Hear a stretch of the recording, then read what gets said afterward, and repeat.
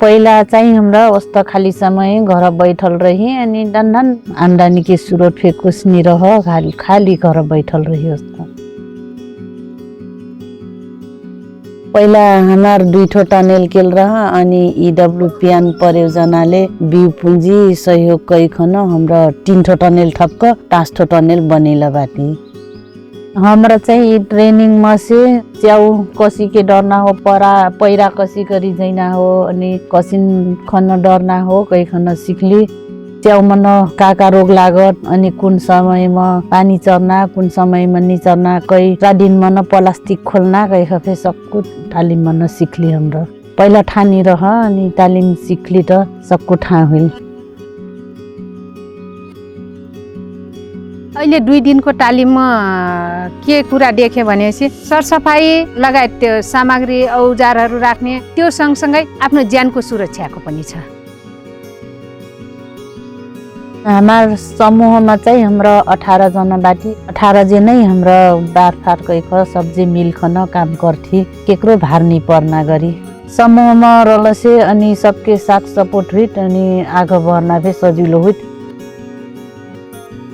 पहिला सुरु में ठानी रथिन अनि बाहिर बेच जिथी दिखाई पाछ हमरा चाहिँ बिक्री कर लागल बाटी 6-7 केजी त घरै से बिक्री करथे अनि ढेर हुइलक चाहिँ हमरा गाउँ डुलाए लै जिथी फिक्स त नहीं हुइल हो अभी बेस्ती बाटी एक दिन में न हुई कबू काल 40 केजी 50 केजी सम्म 34 केजी 15 केजी कबू यस्ता हुई। मौसमी हुइलक से 300 रुपया केजी बेचली। अबसी चाहिँ मौसम होख बजार के भाव मूल्य पुस खन 250 रुपया केजी बेचती।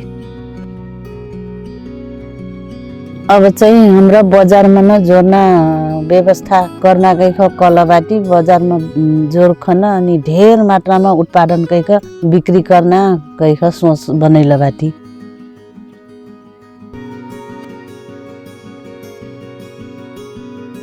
अब चाहिँ हमरा च्याउ बेच ख ढेर प्रगति करल बाटी आमदनी हुलबा घर खर्च चलिना बहुत सहज हुलबा।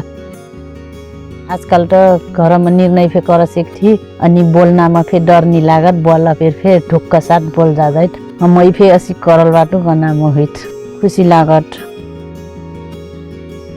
समूहका दिदीबहिनीहरूको र सरकारको सँगसँगैको म जोडेर पुलको माध्यममा बनेको छु। उहाँहरूको पनि के आवश्यक छ त्यो पनि उता सरकार मार्फत जाने सरकारतिर के आउँदैछ र हाम्रो समूहका दिदीबहिनीलाई के आवश्यक छ भने त्यसको म पुलको माध्यममा बनेको छु। मैं चाहिँ आबी है च्याउ खेती नहीं कइखन पाछासम्म केला सोच्नु आखिर दुःख फे कर नहीं पर्ना इटा आपन खुशी हो हाथ पैसा फे आ जाए दिन में 10-12 केजी घर में से बिक्री हो जाए अनि मैं यह पाछासम्म यह निरंतर दिखम कइखन सोचल बाटू।